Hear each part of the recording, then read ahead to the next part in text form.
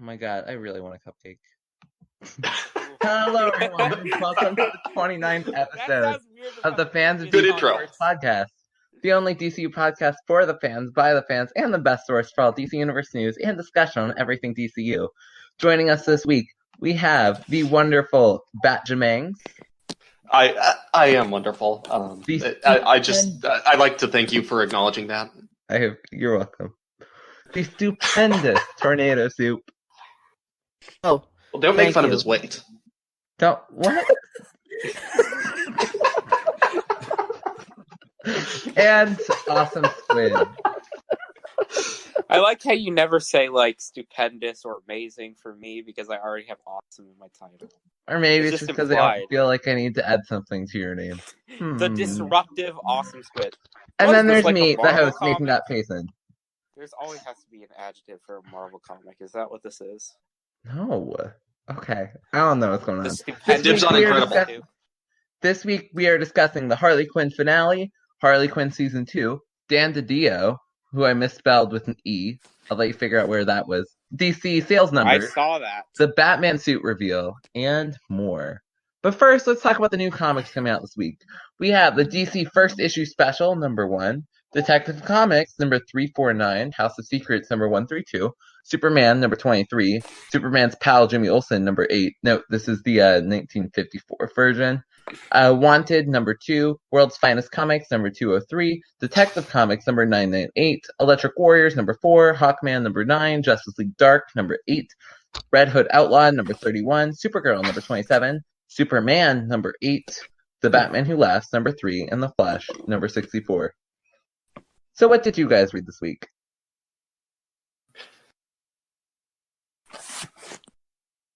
Well, I read I read Wonder Twins, the Wonder Comics series by Mark Russell. That was like I knew it was going to be good. Yeah, I knew it was going to be good. I didn't realize how much I was going to like it though. You know. Yeah. You finally got to it? Yeah. Yeah, isn't that wonderful?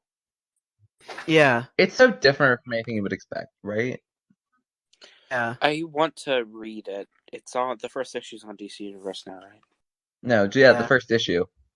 Yeah.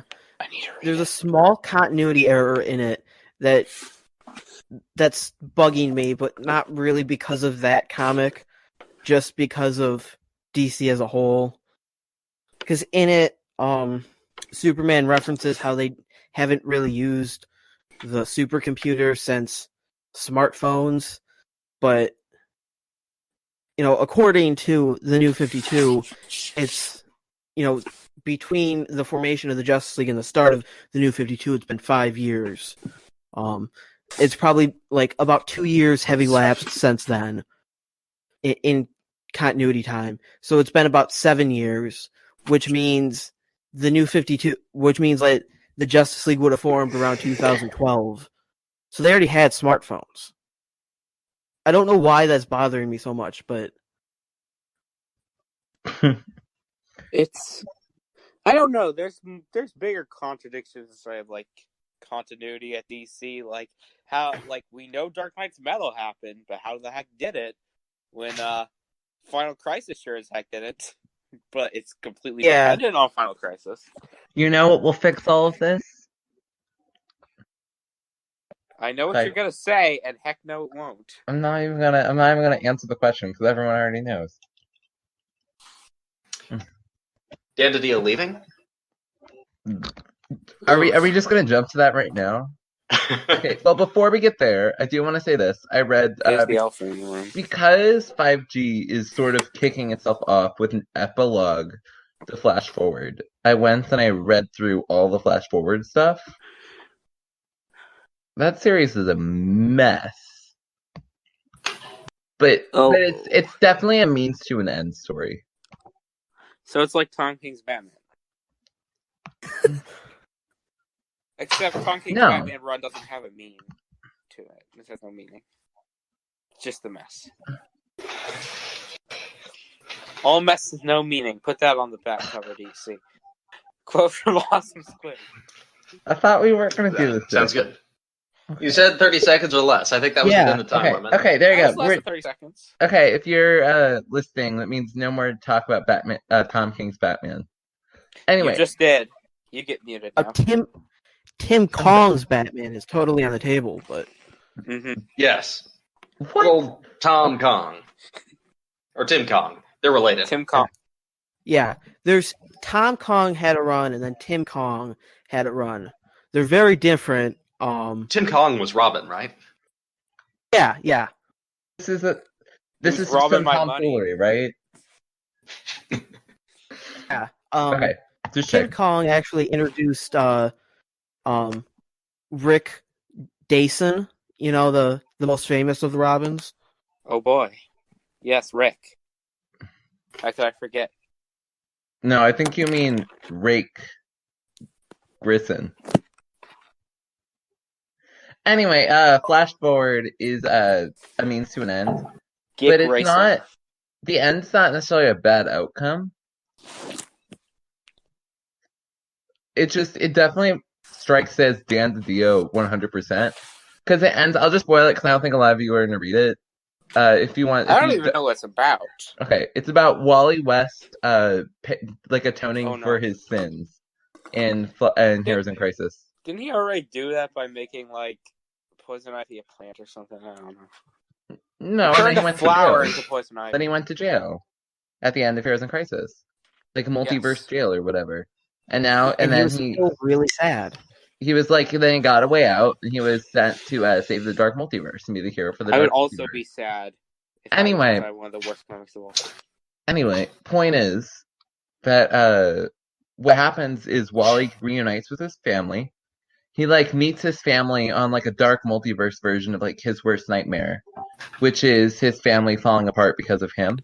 And so he sees his family again, and he manages to save them. And they go back to Earth, where Linda, his wife, remembers her children, and it ends with Linda being tasked with taking care of both of Wally's children, while Wally is forced to, in order to make this possible and save his children, he has to agree to sit on the Morbius chair, which transforms him into. Wait, where did the Morbius chair come from?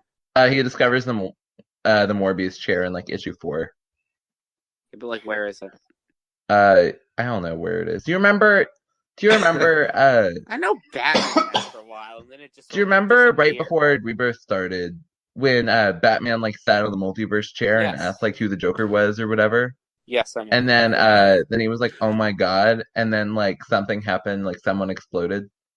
And then there are 3 of them, but we still don't know who they are. Right, but do you remember that moment? Yes. That's where the chair was. Yeah. It was there again. He it was literally just there. Batman still had it. No, Batman got off it or something. I don't remember the whole scene. I remember something about it was still next to Metron's coffee table. And then was it the IKEA on Apocalypse or something? I don't remember. Yeah. Dr. Manhattan messes with the chair, and they confirm that, which we kind of already guessed. IKEA lips. I assume all IKEAs are just portals to Apocalypse. That would actually explain things. That would. Yeah. I feel like you guys are just doing as much as you can to undermine me right now. No, yes, that's how I operate in general. Confused. Okay. I was just genuinely confused about where the Morbius chair was in continuity. I didn't think Batman still had it. No, Batman doesn't have it. He sat on it, and then something happened. He was no longer on it. I have to go back and look through exactly what happened. He leaves it because perhaps he even stood up. He leaves it Maybe. because it's really bad for him. He gets addicted to the knowledge, and he starts being a weird god over Gotham. No. He sits on it, asking one question, and then something happens, and he's no longer on it. Yeah. He's on it for a while before that inside the story. He was so what happened was he was tired. So he decided to sit down. It just happened to be the Morbius chair. All of this is in IKEA, by the way. So he sat down, and then after a while, he just decided, I'm not tired anymore. And then he stood up and left IKEA and went to go fight Darkseid or something. Sometimes, he did not buy the chair because it was tacky and would mess with the feng shui of the Batcave. Anyway, the point is Alfred threw it out because he didn't want another chair to dust. Point is, now Alfred's dead, so Batman can go get it. Oh, so now he can get it back. Yeah. Are you guys done? Yes. Yay. Probably not. Point is, I'm gonna to get a sense of how bad this comic is. Okay, there's this weird guy who's like Dubus Fungo or something, who's like this Watcher character, but of the dark multiverse. And Dubus Fungo? Tempest Fugonaut. There you go. Yeah, how do you not remember that really memorable? I kind of liked Doofus Funko better. I like Doofus Funko better. But he's asked to in order to save his family, he must Wally must sit on the Morbius chair and save the multiverse or something. And let me pull up. I've just pulled up my copy of the comic, so I'll just read the whole thing. Okay, not the whole comic, just the part. Dramatic readings with Nathan.Payson. Anyway. Wow. So I'm the reason the multiverse is jacked. Because this planet works the way my powers do. Instead of dying by entropy like every other dark matter world, it keeps self-correcting itself faster than it can be destroyed. Yes, and if you don't find a way to make things right now, the multiverse will be consumed by dark matter. Yes, and we have precious little time to prevent that from happening. The Morbius chair will overwhelm all your senses, both heart and mind, with pure knowledge. Any capacity for emotion, passion, love, human connection will elude you forever. Every part of your mind will be filled with all the information the Morbius chair has acquired until now, with infinitely more to come. There will be no secrets from you. But there won't be any room left in my head for anything else. No thoughts of Linda, Iris, and Jay? Not even room for me in my own mind? That is correct. Sit in the chair, but this world will fall. The multiverse will heal itself. Was this the plan all along? Was this the multiverse's way of making me pay for all those heroes who are dead because of me? If so, it was never revealed to me. My role is to get you here intact. What you do now is a matter of free will. More like penance. I need you to make me a promise, if it was within my power. I'm not asking. When the planet falls, Iris and Jay will be free. You need to get them home. It will be done. Thank you, Tempest, for giving me the strength to remember the man I was before. Well, before. For giving me the power to save those different worlds on my way here to now. And thank you for one last perfect day with my kids. That was all for you, Wally West. The staff had no power at all. All it did was channel the hope of the good man, the hope that was always there in your heart. And then he sits on the chair. Let's do this, you son of a beep. And then, love you always. And then he becomes then his eyes roll into his head, and he becomes Dr. Manhattan. And he forgets his family. Oh, crap. Is that how that happens? It's so sad. I mean, it feels like everything going on in DC. Like, it feels like they're, weirdly, he's like, my only purpose was to get you here. It's like, yes, that's all this comic was to get Wally to the point where he had the powers of Dr. Manhattan. And then it's like, isn't that just bother you so much? Yes. Anyway. I don't know. Now he's Dr. Manhattan. I'm past caring. Setup is important, but that's, why does... And then it's then he says this, we are Wally West. No, we were Wally West. Wally West and something more. We are the Morbius chair, a single perfect vessel of infinite knowledge. We were the Wally Morbius chair. We were Wally. Now we are something new, something that never was. We see Batman, we see Owlman, we see Metron, we see Metron destroyed, obliterated by a man. The same man. We see London, we see France. Chair shares his power with the chair. He is creation. He is doomsday. He is the clock ticking on the multiverse. We share his vision, speeding across time and space. It is impossible yet alien, yet so familiar. We have been here before, even though we have not. You should read this comic, if not, just to get a sense of all this craziness. But the big takeaway from this is it ends with the following: a new me, and then it says the adventure continues in the Flash number 750. Oh boy! So there you go. Chaos is unfolding as we speak. But it's a mess. You should. I hope I gave you everything that's actually important from there, so you don't have to read the horrible comic that is. Batman, but if you want to, you could definitely just read the final issue. I didn't find it that problematic. Anyway. Like, where was the so- Morbius chair? Was it just in the back? I didn't read. I'm telling you, it was in IKEA. I read issue 1, was like, this comic sucks, I'm not going to read any more. And then issue 6 came out today. I was like, I guess I'll see what it's about. And I read issue 6. So you missed the whole middle. Okay. Yes. I remember him seeing the Morbius chair in either issue 5 or 4. But that's all I remember from like news articles and stuff. Anyway, did you guys read anything else this week? Do you want to go? Guess not. Okay. I kept reading old stuff. The Spectre is still great, and that's the most notable thing. DC never uses the Spectre because he's one of those characters that's just too OP. You do realize that DC.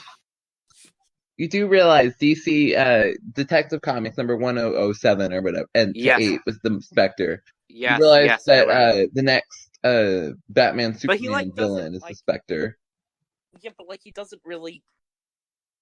He's not really used that much. No. Oh. I did like the detective. It was just okay, but I had fun with the Detective Comics. Like I liked the first. Spectre. I liked the first like the Arkham Knight arc, but then the whole series sort of fell apart for me, and I just lost interest because what's the Spectre happening is just now? not that Like, did they interesting. stop? Then like Mr. Freeze's like wife turns evil. Yeah. Is she? Did that happen again? Again? She gets ice powers. That was Lex Luthor's gift to her. It was Lex Luthor's gift. Oof. Okay, so I just want to say before I go any further, I love the 2000 Batgirl series dearly, and most of it is great. But in the final arc, the Cassandra Cain one. But in the final arc, Nora does come back with evil superpowers for some reason, and she has to be frozen again. Oh. And it was dumb there, and it sounds dumb now. It's not like a great read, but I also don't care because it's not like Nora's like some sacred character that I don't want to touch. It's not like it's a Wally turning into Dr. Manhattan.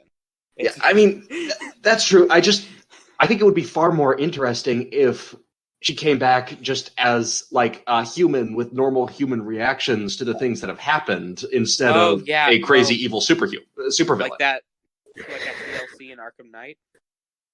Oh, that was a DLC in Arkham Knight? I didn't even know that. They have it where like Nora like wakes up and is like freaks out because like she knows what her husband has been doing, but then like, exactly that sounds great. It's beautiful. It's actually like it's really well done. It's like DLC. It's just a side mission in the main campaign.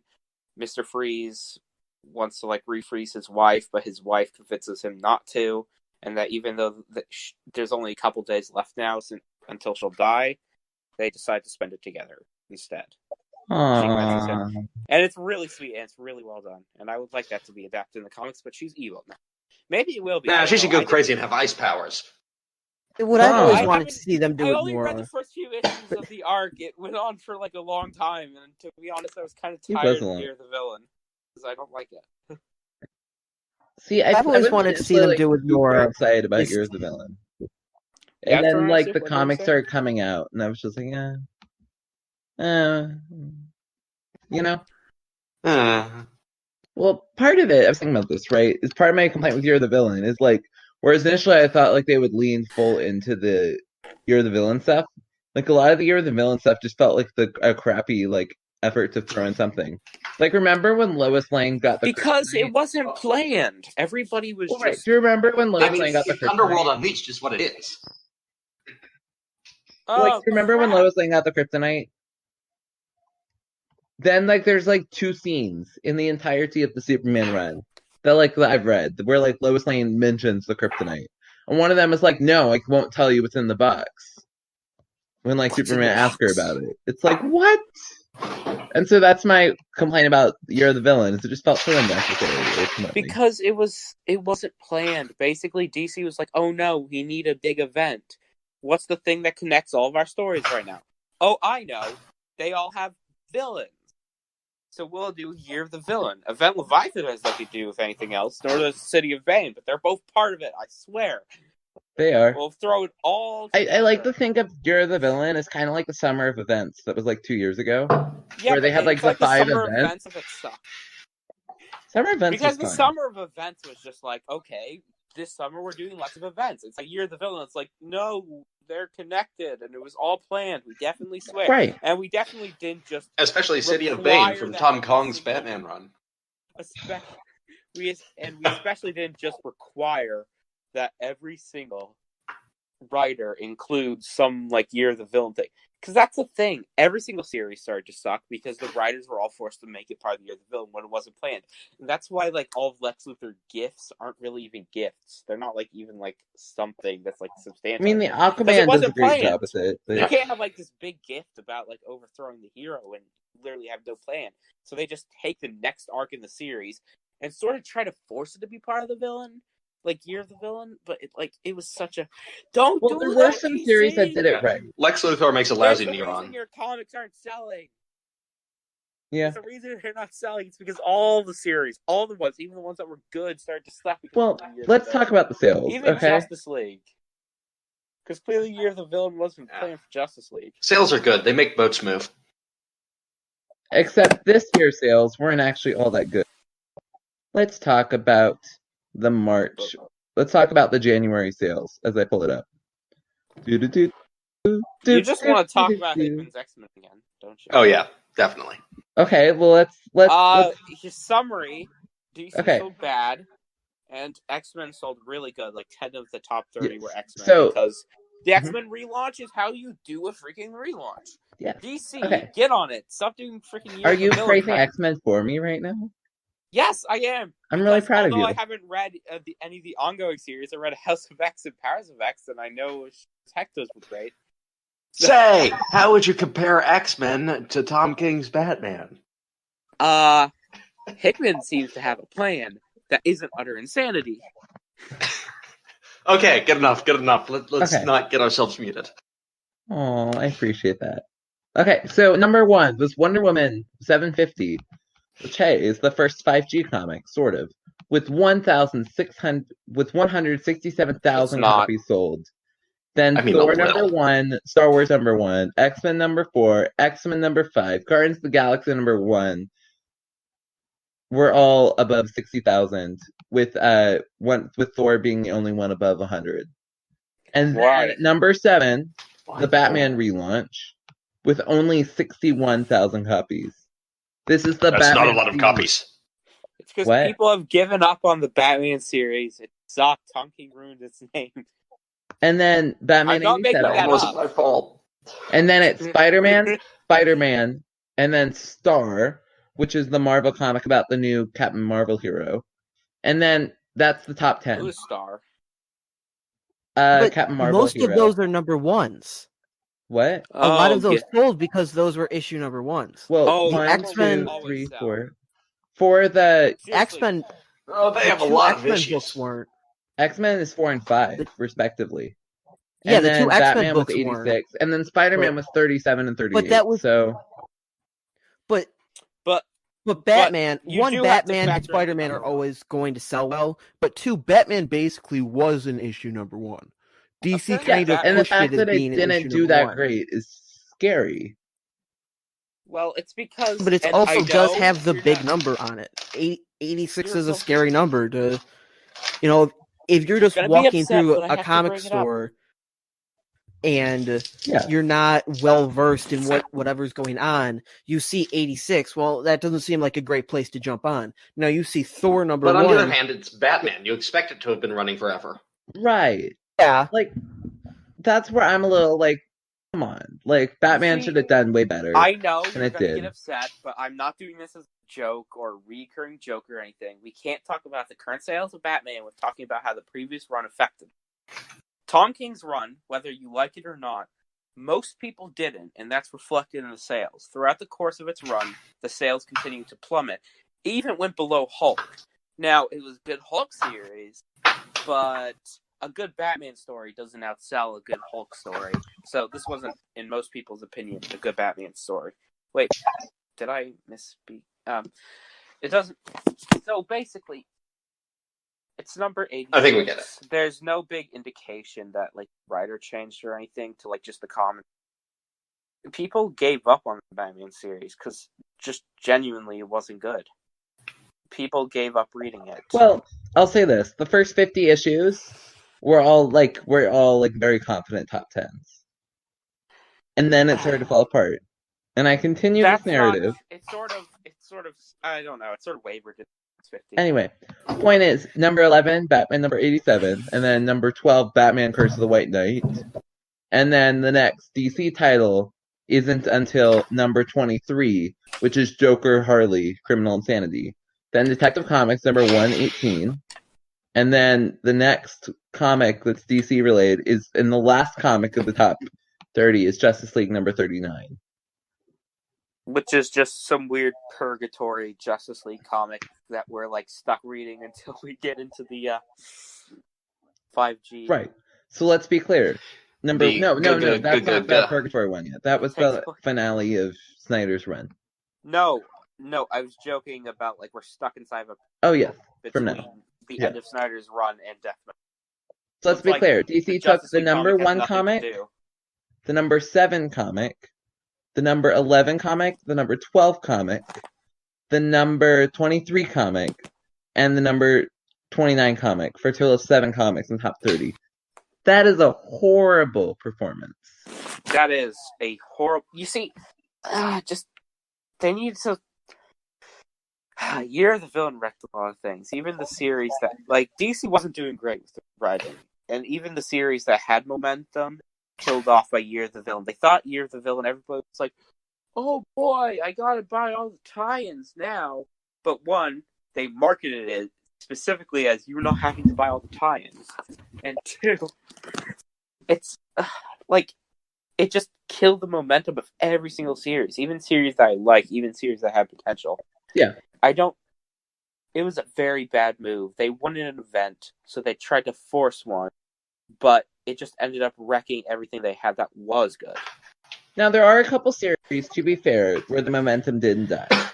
Aquaman, Hawkman. Although Hawkman's a weird one, so I don't know how to feel about that one. Hawkman's always weird. Hawkman's such a weird character has never really made sense. Crisis on but like Infinite, Venditti's doing such a good job with it, right? Well, the writing's good, the story's good. And then Harley Quinn. Makes no freaking sense whatsoever, like in continuity, but who cares? Yes. And then Harley Quinn saw a sales boost because of You're the Villain. And that's it. Just those 3 comics. Isn't Harley Quinn like isn't her series just making fun of You're the Villain? Oh yeah, no. It was just making fun of You're the Villain. I think one of the issues she literally gets a comic about You're the Villain. And she reads it and she's like, "This sucks." And then like another one she keeps trying to dodge Lex Luthor. And another one, Lex Luthor gives her like a radical makeover where she gets like roller skate arms or something. Yeah, it was like a rock makeover or something. It was so funny. But let's compare this to Marvel. I don't know. I didn't read it. I sure as heck saw the cover. In fact, I'm not even going to compare this to Marvel. I'm just going to compare it to X-Men. Okay? Number 4, X-Men number 4. Number 5, X-Men number 5. X-Men for more than number 14, X-Force number 5. Number 17, New Mutants number 5. Number 18, we should say something about Sean King's Batman every time he says something about X-Men. Mm-hmm. X-Force number 6. Except I can't blame him. At 20. 21, New Mutants number 6. Excalibur at 20. Can't blame us. We're right number 6. And Marauders at number 5. And then Marauders takes 30 at number 6. That's 10 of the 12 X-Men titles they released. It's a shiny new relaunch. And I don't doubt that it's a good relaunch. It is a good relaunch. This is to be expected. But to be clear, there's no reason we should be 6 issues in, and the entire X-Men lineup is beating all of DC in the top 30. But DC is sucking right now, too. So much right.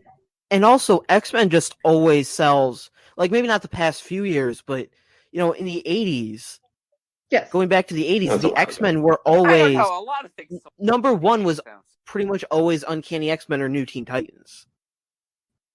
Yes. You know? That basically was DC's response to the X-Men. I just want them to do good again. I like DC Comics, and I want to like suffer.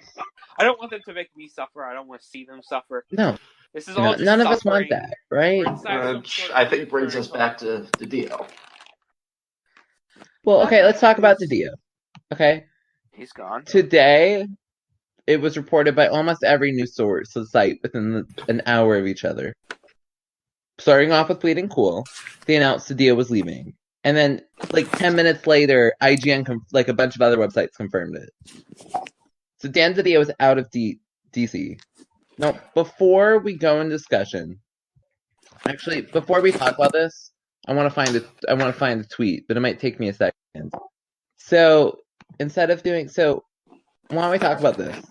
Let's talk about Harley Quinn, and then we'll talk about DiDio, okay? Because I want to find a tweet just before we kick it off, just to be fair to DiDio. So let's talk about the Harley Quinn finale. Yeah. How do you guys feel?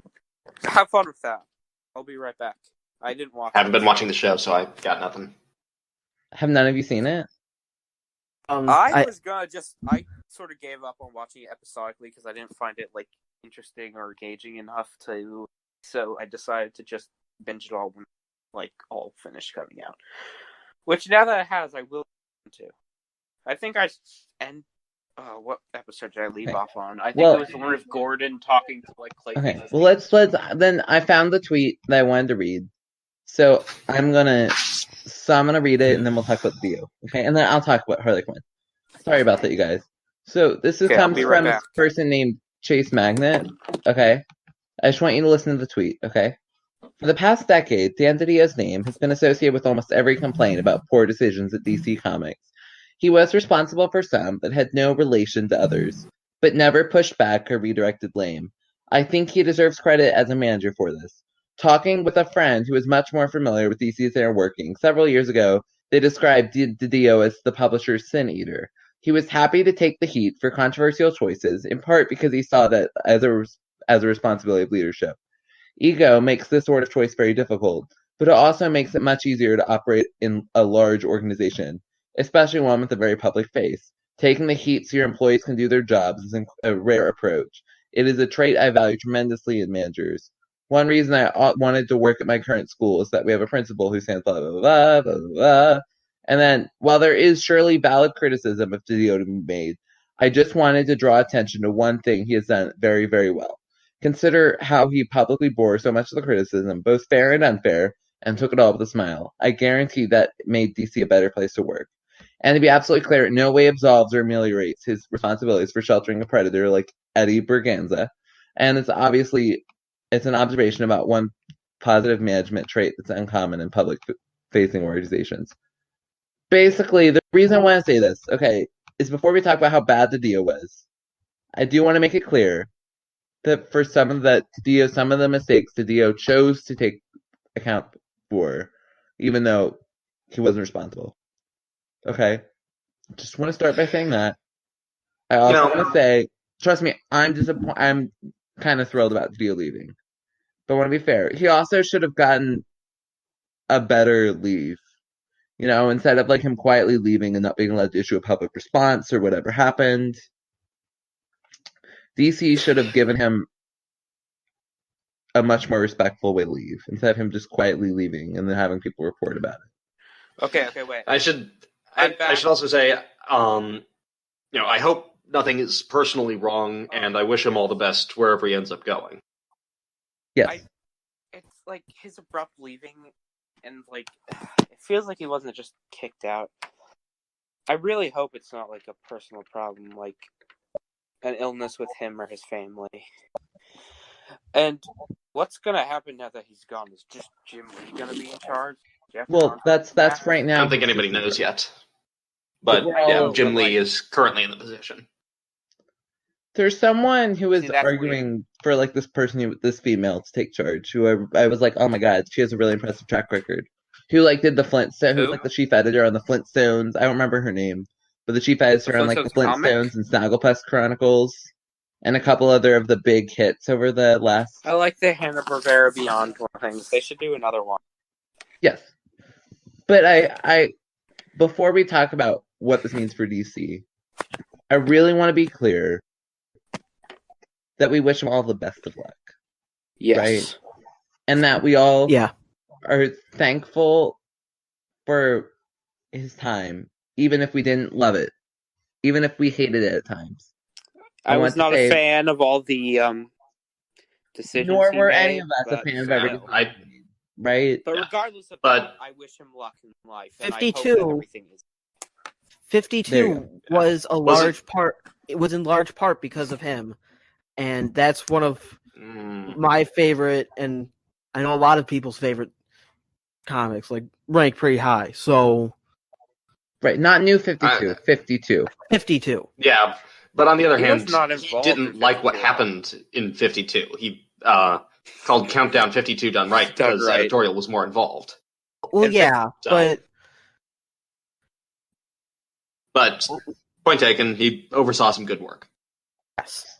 He oversaw the birth of Rebirth, Yeah. although we can say Jeff Johns a large part. I think he deserves some credit for Basically- Rebirth's opening.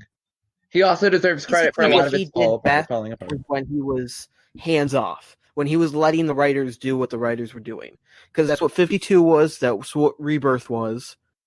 But then when editorial stepped in, like with Countdown and following the initial start of Rebirth, it started to get a little dicier.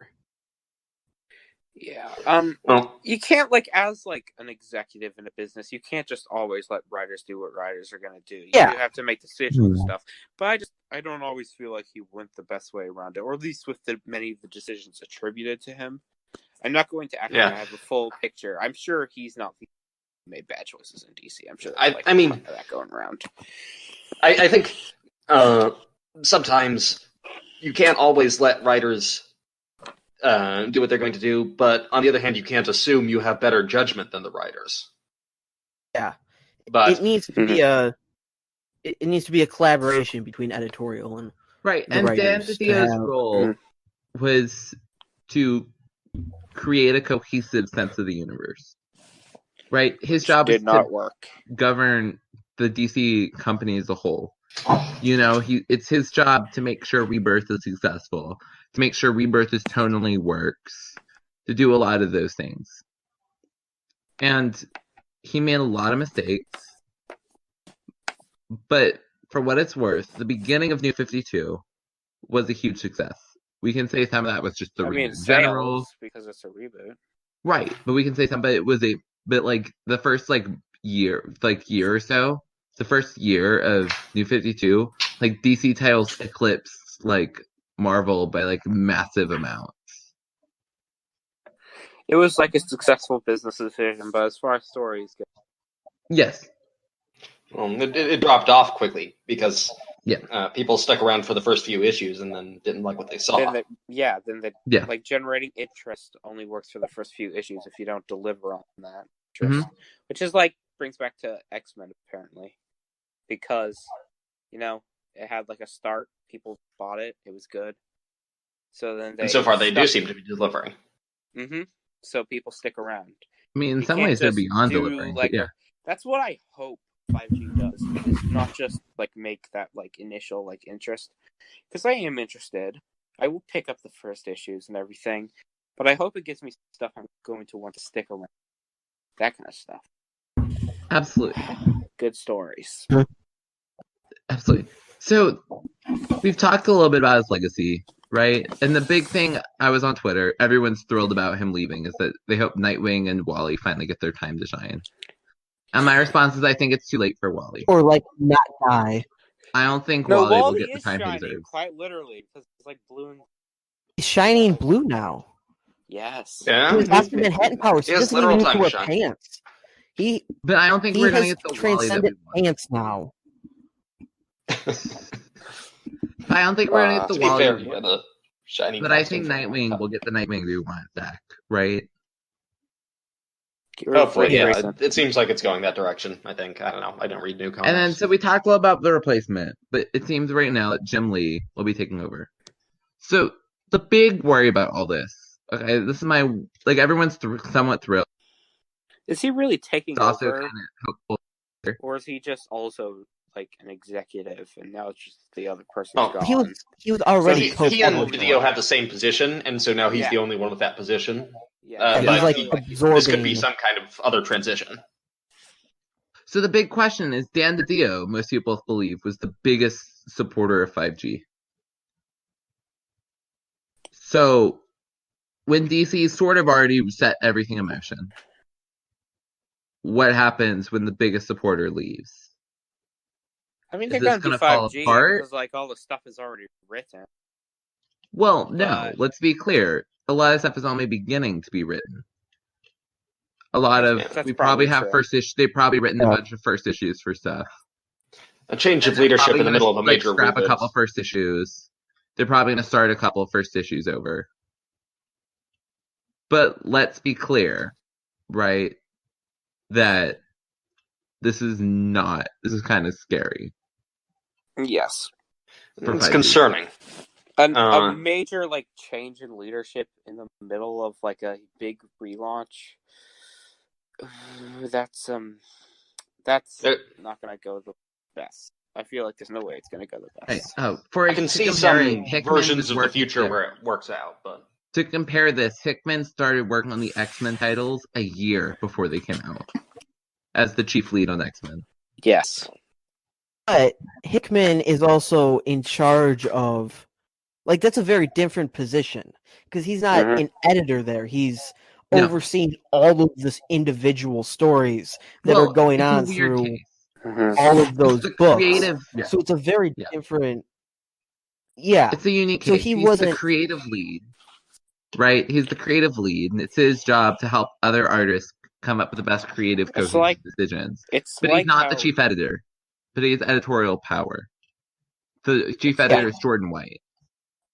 It's like how DC used to run things in the 90s, how they would have families of titles and then just one editor sort of overseeing all of them, but who sort of acted like a chief, creative control person. Basically, they're like showrunners, but for comics. He's the last thing I want to say Hickman is a showrunner. Is that one of my biggest complaints with Dan DiDio is he seems to be someone who continues to squash diverse characters. There have been a lot of titles which he's had an impact in the cancellation of, and he's had an impact in the absence of. Example, there's not a single core African American character or a black character just in general who has their own solo title. There's not a single LGBTQ solo title. Well, currently, but you did just say that he was the biggest supporter of 5G, and 5G looks like it's going to have a pretty diverse cast. But this is part of where I'm I don't know how to feel. It's diversity sort of falling apart, and I partly blame Dideo for that because he's the editors, and it's his job more than anything else to choose which titles go and which titles don't. Maybe he had to cancel them because because they weren't doing well. Maybe there is something. I just don't think we have. I don't think that's an excuse. Let's say this: Marvel. It's a business. Well, no, his job is not to tell stories; it's himself. His job is to run the business and run the business as best he can. He could do that in a more diverse way. I'm sure. I'm sure there are things that he could have done to protect those titles, or at least move around those characters better. But his job, first and foremost, is to protect the business and make sure that it is making money. But he's done certainly a job at. Let's be clear. I have a lot of complaints with Marvel right now. Okay, I have a lot of complaints with their current direction. For example, they're releasing 114 comics in May. That's insane. 114 issues. Single issues. It's a lot of issues. That's insane. To get comparison, DC is releasing 58. So Marvel's releasing almost double of what DC is. Is that because Marvel's doing too much, or because DC is failing so much they can't write? No, it's definitely Marvel doing too much. It is Marvel doing too much. Marvel has a track history of doing too much. This is how we destroy the industry as a whole. Right? Is this craziness. Yeah, but for what there's been lots of controversy about that. But what it's worth... I mean, if there's demand to meet the supply... There's not. Let's be clear. There's a lot... we said a lot of the titles... Marvel. Or maybe there's not the supply... they're having another big, another big, huge event. I'm not sure about this. It could just be random Marvel hype, but I hear that the way Marvel handles events was impacting local comic shops a lot. Yes. The concept. But I do want to say this. To give Marvel credit, okay, at number 242 is Arrow, which is an Asian title, selling only 7,000 copies. And yet they're continuing the title and treating as an ongoing, and they just listed number 12. 7,000 isn't that bad. What? I actually like what I've read of Arrow. Comic, right? Well, AERO. This is Marvel, right? No, I know what you're talking about. Yeah, and they only sold 7,000 copies, and yet they're keeping it going. Is that a small amount? That's a really small amount. So they canceled. So they kept started the question publishing it instead of publishing someone else, instead of publishing something else. Oh, Arrow. Oh. Yeah. They could have published Tom King's Batman. That would have been bad. No, but I think the point here is that they're okay with titles that sell horribly because they want to give diverse characters. Probably because they're making so much money doing stuff. The movies, probably. But I do think it's really important that Marvel's causing financial destruction internally, in part, like choosing to have titles that sell poorly in order to give creatives and to create diverse characters. Whereas DC and DiDio see 7,000 copies and they're like, that title's canceled, out of the way, never happening. But on the other hand, I mean, technically, numerically, there is greater diversity. But if a tree falls in a forest and no one hears it, if no one's reading the books, how much does it matter that it's diverse? But I think this goes to DC, to Marvel's one of their big plans. It does. Do you remember who's running who's the boss of Marvel Comics right now? No, I don't. Is Joe Quesada still in charge? What? So Cebulski is the editor-in-chief. Yeah. But do you know who Cebulski's I don't know anything boss about is? Marvel. Help. Kevin Feige. No? Is Kevin Feige, yes, who used to be the head of the MCU, yes. is now the head. So what this tells me is Marvel's treating their comics and their 100+ craziness as these are the comics with which we want to create a base for the MCU. Yeah. And I think that... Yeah, no, that makes complete sense for them, because basically comic book companies are IP farms now. And there's a rumor right now they're developing Meet the Skrulls comic, which is a bad-selling comic. Meet the Skrulls TV show. It was a bad-selling comic. It was a mini-series. Wait, what? Didn't sell great. But they're talking about making a TV show. We're also getting Agents of Atlas TV show as a rumor. Oh, Skrulls. But my point is, it's okay, Skrulls.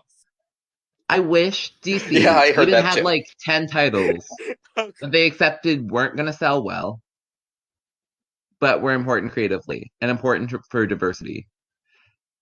And I hope, and I think this might have been, and I somewhat blame Dideo for that. Okay, and I don't know. Hope that Jim Lee has been a hero for trying to increase diversity in characters. I do agree that the DC Comics cast right now is not diverse enough. I don't know if I blame Dideo, because you do have to remember that Marvel is currently far more successful, so maybe they can afford to have the less successful comics still running. But a year ago, DC was more successful than Marvel. So well. Let's be clear. A year ago, DC was more successful than Marvel. Yeah, and a year ago, in all other fronts, than they are too. In all other fronts, Marvel is more successful than DC. Marvel can write off a bad-selling title, saying that they're trying to build up the next generation of the MCU or whatever. DC doesn't have that luxury. Everything has to be good now.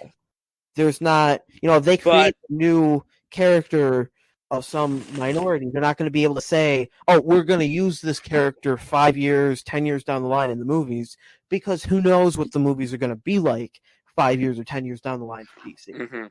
They could be doing another Batman reboot in 10 years. Yes, we don't know. Part of the success of where the MCU is going right now, which is the passing the torch ideas, came from Marvel creating comics that were about passing the torch. A lot of the changes that the MCU is about to make, Marvel did in 2013, 2012. And now DC is trying to create a series that's about passing the torch. And I don't know how much people like it. My internal gut is it's not going to be that great.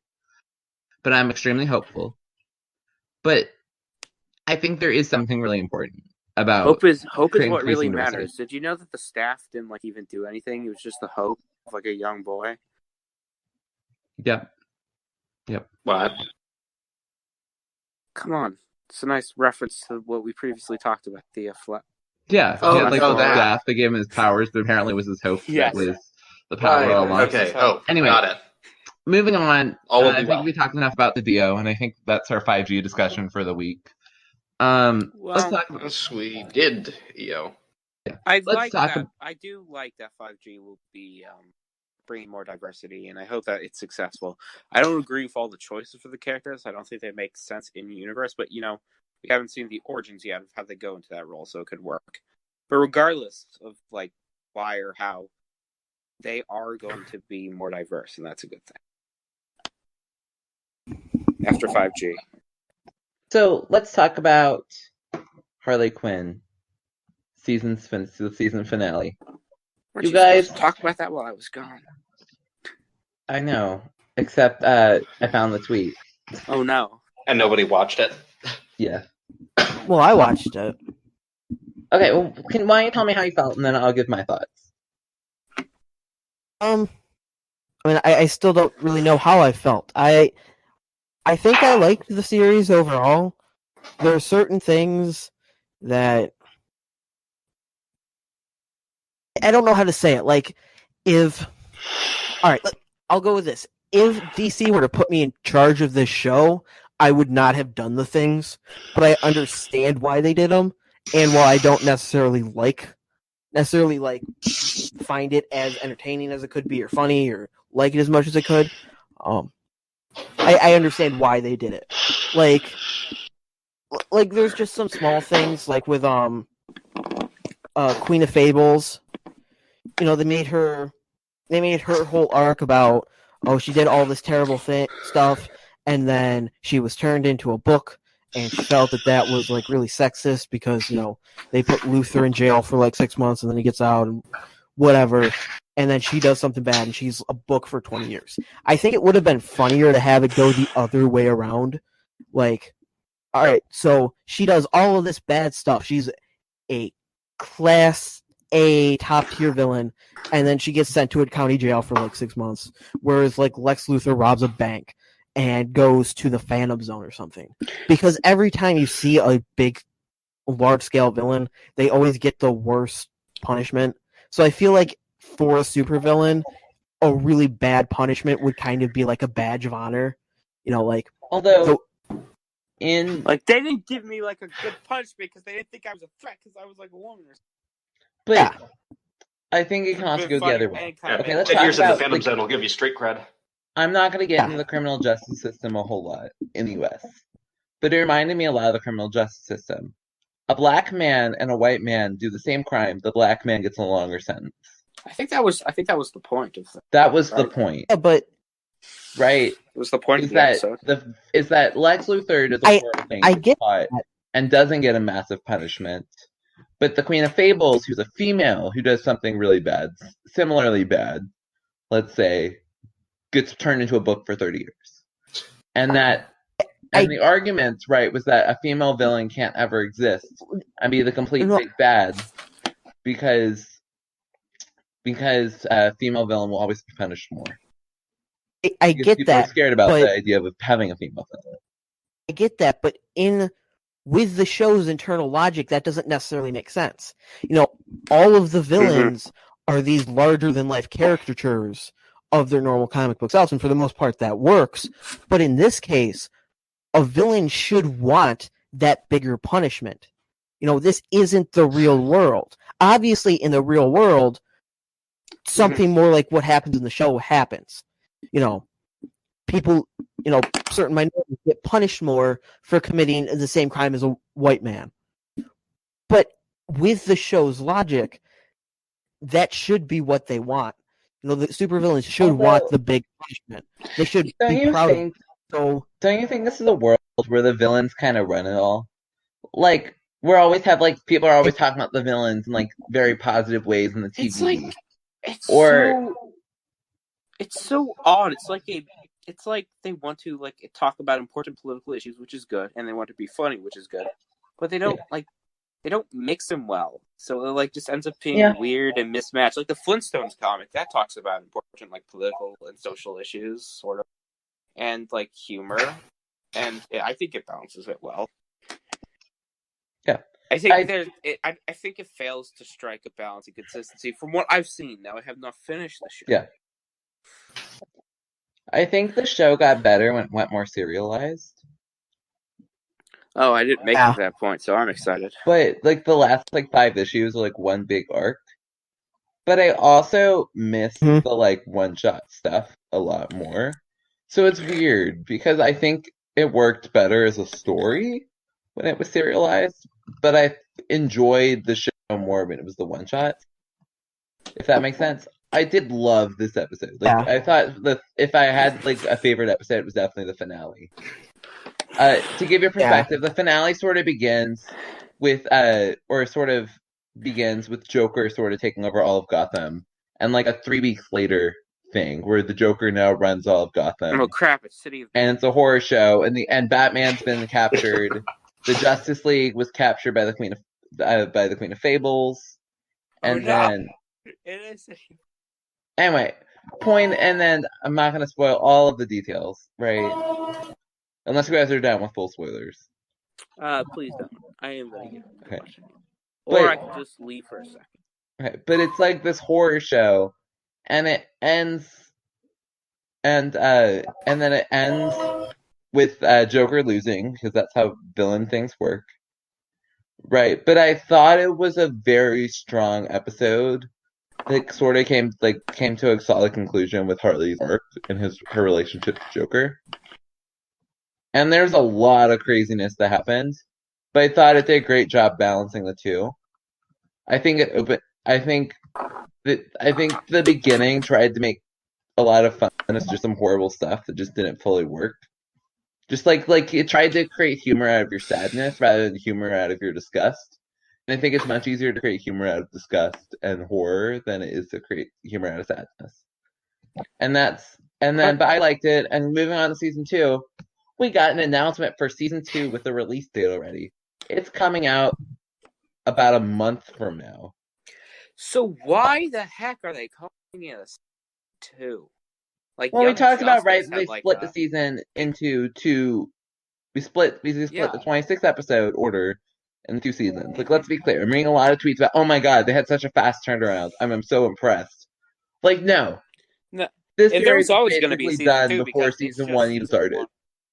Right? This is season 1, part 2.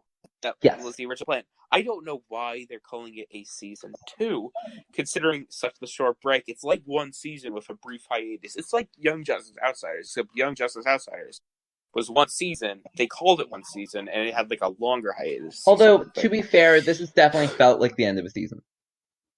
Right? I have a guess where season 2 is going to go, but I'm not fully convinced. Well, it feels like a wild and unpredictable show, anyways. Well, it is a wild and unpredictable show, but also it felt like a conclusion. Like it felt like the conclusion of Harley's big narrative arc. That being said, originally it was sort of the mid-season finale. Right, it was designed to sort of end everything, but set up like 1 or 2 plot threads left. And so instead they turned the mid-season finale into the season finale. And I thought it worked very well.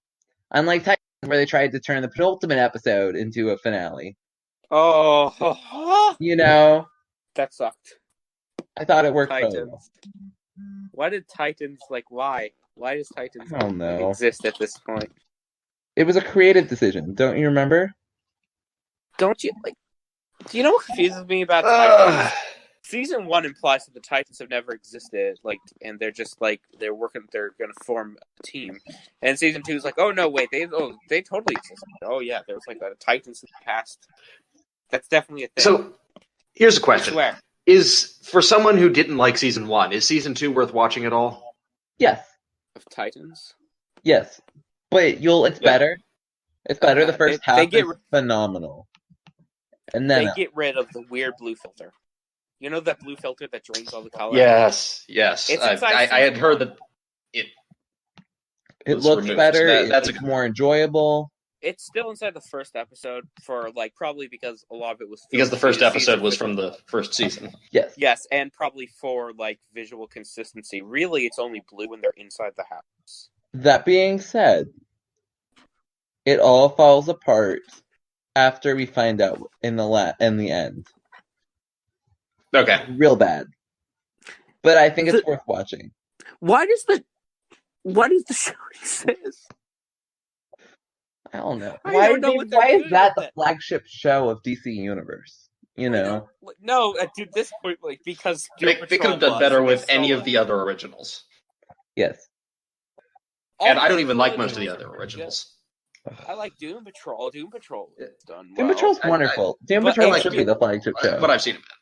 I think the press likes to talk about it as the flagship show, while DC tries to pitch Titans as their flagship show. It is the flagship show, and they sort of kind of treat it like the flagship show, except HBO Max is stealing it. They're claiming it. It's because it's the flagship show, and it's so good. I know. They have to steal it, you know? They're like, Because HBO quality, man. That's why Netflix didn't pay for it, and they Crackle. Oh, come on. That show is way too mature for Netflix. What are you talking about? What? They literally showed somebody committing suicide on screen, and then they had to edit it because everybody freaked the heck out. I don't know. I like to think of the superhero concept, but like The Boys, I would never see on Netflix. You know? No, you would. No, straight up. Like, what are you talking about? Don't you remember they like edited the whole suicide thing out? Yeah, but that was only because of the reaction. They were totally gonna post it anyway. They totally put it up anyways, and they didn't care. But then when there was backlash, and they're like, "Oh, maybe." Also, I love how they took 2 years to edit it out. That's my favorite part. Is they took 2 years before they're like, "Oh, we should maybe edit this out." Once no one cares anymore. Yeah. Interesting. Anyway, so it's based. It's just so. The thing about streaming services is they don't have ratings, so like Doom Patrol. It's not an issue with the rating. It's just for whatever reason, like Sony paid more. I guess. Well, the ratings for the rating for streaming services is critical acclaim, right? That's how they. But it's not content rating. It's not what I'm talking about equivalent. They don't have a filter. Streaming services. They could be. Unlike TV, there's no laws regulating them, basically. They can be as violent or as sexual or whatever. Exactly. So Netflix even pioneered that. They pushed that. Like, I'm sure that, like, Amazon Prime Video and Hulu also had something to do with it, but Netflix really was part of the pushing that, like, we don't have the same boundaries thing. So they certainly be fine with having Doom Patrol. I was just saying I have no idea why they didn't pay for it. Because, like, I'm talking about in other countries. It's not on Netflix or Crackle in the US. But internationally, like in Canada and stuff, Doom Patrol is apparently on Crackle. So I'm told. Crackle's weird. What just happened? It strikes me as weird. It sounds weird as Hulu, where Hulu you have to pay for it and then also get ads. Yeah, that's a top-notch business model. Did you guys see? But you can pay more. You guys know there was a new streaming service coming that's only available for smartphones, right? Which one? It's called Quibi. Quibi. And I watched. Oh yeah, that sounds like a pain. And I watched an hour-long press conference. Okay. Why did you do this yourself? I was curious, and I was like, I can stay up late tonight. For Batman War Games Book 2 for Christmas. So, but what was interesting was their content. I'm not joking, okay? Is like their big TV shows are released in 10-minute episodes. They said somehow. I mean, I think that was sort of the gimmick with it, yeah. Well, right, and their goal is they're like, like you have 5 minutes to kill. Watch an episode. Move on. I mean, that's like an interesting idea, but it feels like too gimmicky for. The other thing that was gimmicky, okay, is that every single show will feature dual screen. So, like, one of the features is that they film with the idea of being able to watch in your vertical screen in mind. So it's like if you want to watch vertically, you can watch a TV show and not have it like shrink into a tiny little box. My god! You know what I'm talking about, though, right? Like, no one watches YouTube with like their phone in like vertical format. Yeah, but only when I'm reading. Speaking of which, why would you just not use YouTube? What? Well, no, my point is, why would you use Quibi instead of YouTube? Well, Quibi is like Netflix content. It's Sort like of. an actual. Yeah, YouTube has all kinds of content. Honestly, Quibi is Yeah. so weird. Like Quibi, like everything I read about Quibi is just bizarre, and I'm kind of down for it, but it's also so bizarre. I'm also just completely not down for it. All these new streaming services are so I weird. actually Like, recommend watching the press conference because it's kind of interesting at how cocky this company feels about their product. But I mean, it's not the worst idea Startups. humanity has come up with. no, Like the No. idea of like, like a streaming service with like TV shows designed for your phone, designed to be just like a quick thing that you can just watch on your phone, like no matter even how you're holding your phone, just jump on and like watch a quick episode. But like, What is the worst thing besides you've come that, up what's with? the appeal of I it? know, right? That's what I'm thinking right now. Like I'm every like, streaming service Maybe Tom has- King's Batman. I was just gonna say that's where the conversation is gonna go. Don't ask, Nathan. I just don't ask.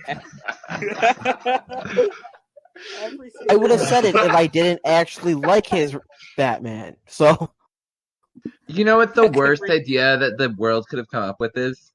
The idea that the Batman suit wasn't going to leak today. Because they started filming today, and guess what happened Rough today? segue. It took exactly leaked. 0 days for the full suit to leak. Have you guys seen I it? don't know if it like. Oh didn't my leak, god, really. give us some color, is my reaction. Or did they not? I Yeah. don't know if it leaked or like they just did not care. I only They're build like, it black. And I sometimes very, honestly very dark think gray. they like I knew it was made gonna that leak, joke so on they Discord. published a I little. know, and I ahead ripped of that time. joke off from you. Anyway, how do you guys feel about the costume? I need some color. It needs. Where's my blue? I want him to have a blue cape. I want his symbol to not be a gun because that looks weird. And Oh yeah, I there's no want cape his- in the costume. I So want far. him to have trunks, and I'm not a fan of yellow. I don't hate it. I just don't feel like it's an absolute requirement. But come on, give him like a yellow or brown belt or like. Well, Yeah, also, let- like, what was going on? At with least his make the arm? belt gold and the costume and the body of the suit visibly gray instead of black or something. yeah. I mean, I don't understand why they're going for like super realistic when the Nolan films already did that. You know, the Because one, that's the only thing that works. Poorly. but now You'll never it's accept going to. that a dude who dresses up as a bat might fight some non-realistic villain. Hopefully, the villains are comic booky. I want a comic booky Batman movie. We don't have a comic booky Batman movie. I would just Yeah. Because now this movie is like forcing itself to be compared to The Dark Knight. You know, if they had gone a more comic booky route and they embraced might. more They of might those just larger than life chose that the elements, suit- maybe they just chose that the suit wasn't going to be comic booky. Because who knows? Because like his motorcycle looks pretty comic booky ish. Yeah. It practically has like Batman face on it. Like doesn't have the face, but it's got like the ears. His motorcycle has the ears, but his suit is super high. So it's yeah. Well, and I mean, I weird. feel like the neck up is kind of comic booky too. Like the mask and helmet ears are is sort weird. of bulbous, and it looks more. I don't necessarily like it, but it looks more like the original suit from Detective Comics number 27 is kind of that weird shape. So, like on It's one got hand, I some don't weird really. ears. The Yeah. ears are weird. Yeah. The ears are thin as heck. I kind of like the weird ears. I want the ears to be slightly like. I want them to have some like good ear to them. I want them to be like slightly thicker. I want them to not be like some like odd shape. I want them to be just a tad longer, like just like an inch, half inch longer. Just give just more ear. More ears. Well, all right. So what if this is what they go with though? Like maybe everything else is super comic booky. Like we've got And then Batman isn't. yeah, That's and then puzzle it's down. like Batman is So- just taking himself way too seriously, and that's the whole movie. And Alfred's got to convince him to like. What if it's all right. just the Lego Batman movie? That would be good because the Lego Yeah. Batman movie was good. I wouldn't mind that. Yeah. I don't know if it would work outside of animation. Though. Yeah, I don't know. The Lego Batman movie is probably the second best Batman movie we've ever gotten. After the Adam West That's Batman my movie. Yeah. It's a classic. I don't know. I like with all the set photos of all the pumpkins and places.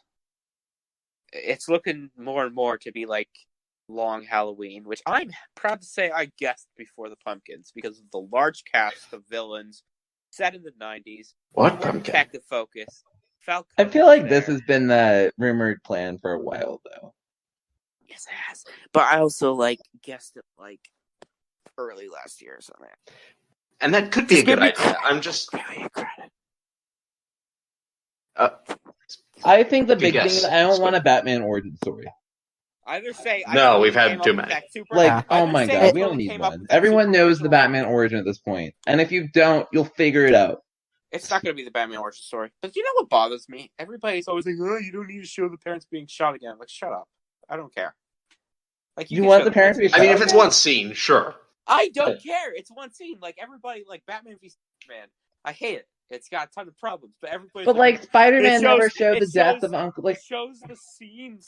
It shows the. Okay, but let's talk about the new Spider-Man. Like a 2-second clip of a gun. The new Spider-Man never showed what happened to Uncle Ben. We just already basically knew what happened. And that's fine too. But it's fine. But I don't care if it happens. More to the point, I don't want it to overall be an origin story. No. Because we have too many of those, and most origins are roughly the same story. Here's what so it gets repetitive.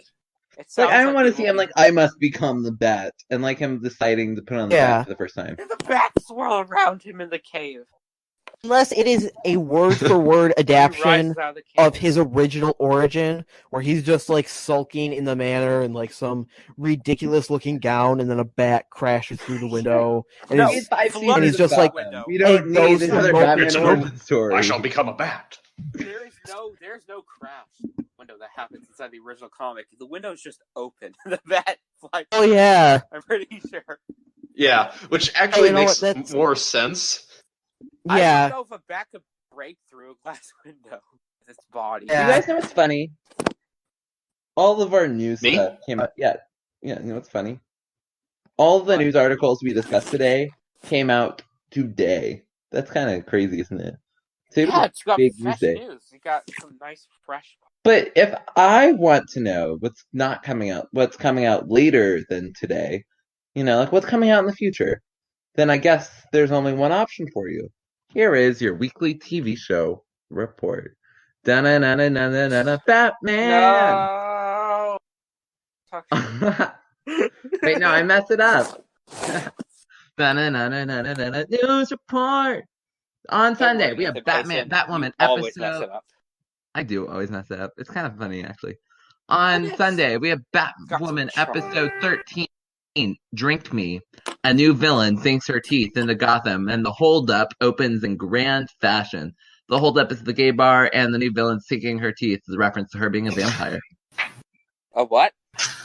The villain is a vampire. Yes, but why? What vampire is it? And then Supergirl. It's not Morbius, is it? And Supergirl episode 100. It's a super life. Mrs. Pitalik returns with a proposition for Kara.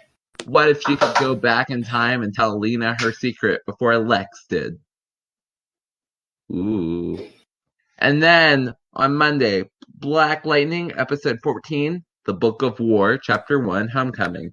As the battle continues, old alliances are revisited and new alliances forged. And that tells me nothing. That's a very generic. I love it. It's so generic. But it's also a season finale, so I'm fine with it. Events will transpire. And then The Flash, episode 13, Grodd friended me. Feeling overwhelmed with all the changes since Crisis, Barry conducts an experiment that goes awry and pushes him directly in Gorilla Grodd's path. And then Legend Dang it, Barry. Episode 4. They already made the model. The model's all paid for. Might as well. Plus, it's post-Crisis. They can do whatever they want with it. DC's Legend of Tomorrow has episode 4. The same Grodd model. It's called, as we keep up with the pun theme, Mortal Kombat. Oh, yes. With Sarah still away from the Rave Rider, the Legends find a new encore with Ava's new invention, the Prognosticator, and must now try to defeat Genghis Khan in 1990s Hong Kong. Hong Kong? What was that noise? And then on Friday, we have the first episode of All-Star Western. So, as well as the second episode of Star Wars The Clone Wars. All-Star Western? What? All-Star Games, I mean. Sorry. Oh, I was thinking, are they finally making a Jonah Hex TV show like they probably should have done already? I know, right? That sounds like watch an easy that. get. And I didn't watch Especially with anything. like Mandalorian, like bringing like westerns back into consideration. Oh yeah, like you could just Just straight up just have like a Western, and like Westerns are also pretty damn cheap. They should make an all-star Western.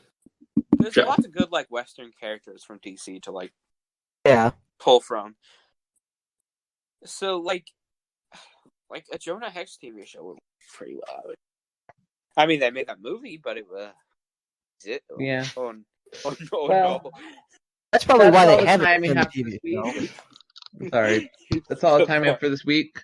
We are on Podbean, Google Play, SoundCloud, and YouTube. So subscribe on the services.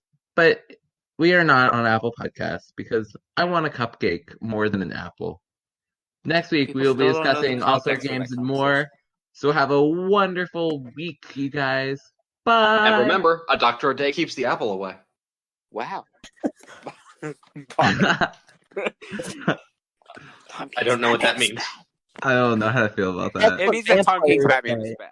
Okay. That's what vampires do. They have to Yes, suck the yes. blood Let's from go with one that. doctor a day, or they have to eat an apple, which vampires notoriously hate apples. They're too similar to onions. But why do vampires hate onions?